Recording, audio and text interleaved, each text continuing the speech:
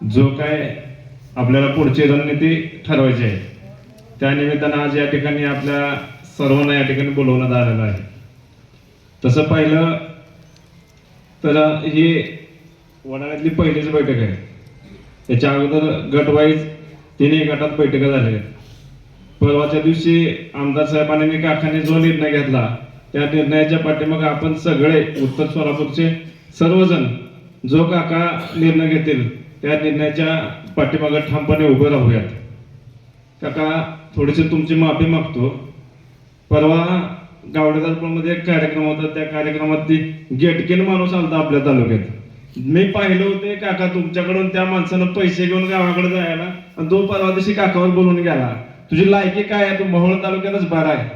तू इथे येऊन काकावर टीका करायची तुझी लायकी नाही. काकाला तिकटाला पैसे मागून त्या आविदादाला सुद्धा पटलं नसेल. आविदादा त्या स्टेजवर होते आणि तू पैसे मागताना काकाकडनं त्या आविदादा पण झडपलं होतं. मी ती साक्षीदार आहे. आणि तू परवाच्या दिवशी गावडेदारपर्यंत बापू तुमच्या गावात येऊन काकावर बोलून गेलाय.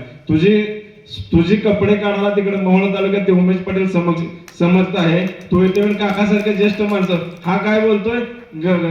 तालुक्यातले लोक सांगतात की काकाला आता विश्रांती घ्यायची. अरे तू काकांच्या माणसांना येऊन विचार.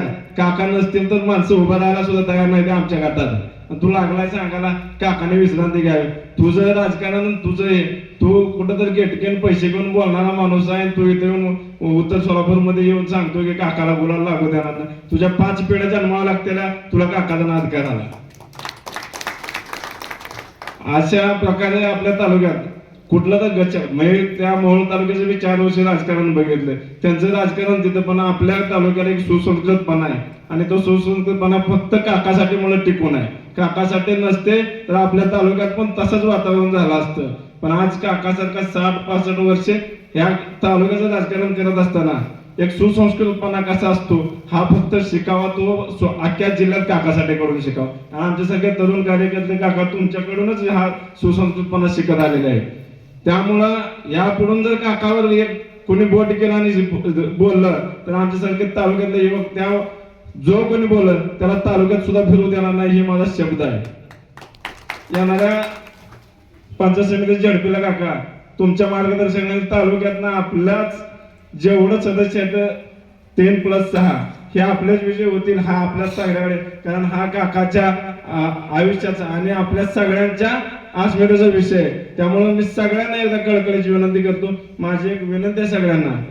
आज आपण गावात गेल्यानंतर एक क्वायर करायची. 60 वर्षात काकाचं जुनं नवं जेवढं कार्यकर्ते आहेत तेवढ्याची एक यादी करायची.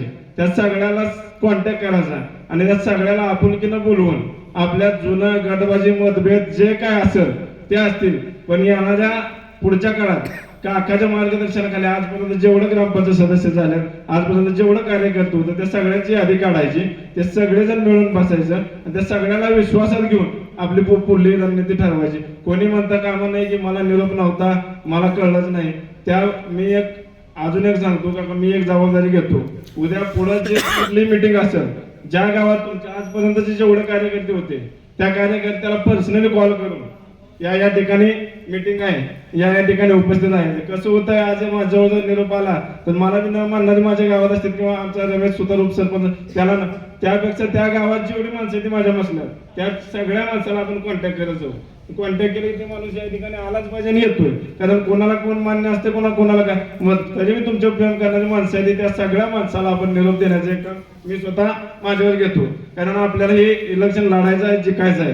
हे नुसते इलेक्शन आहे म्हणून त्या इलेक्शनकडे बघू नका. हे आपल्या अस्मिता आहे आपल्या तालुक्याचा एक सुसंस्कृतपणा आहे. आणि आपल्या काकाकडे कुठं तर सगळी माणसं सगळी बोक एक व्हायला लागली ते काकाला हरवण्यासाठी त्यांचा नागे नाचवण्यासाठी आपल्याला यापुढे रणनीती करून सगळ्यांना विश्वासात घेऊन आपल्याला काम करायचं एवढं सांगतो आणि माझं 2 शब्द संपवतो.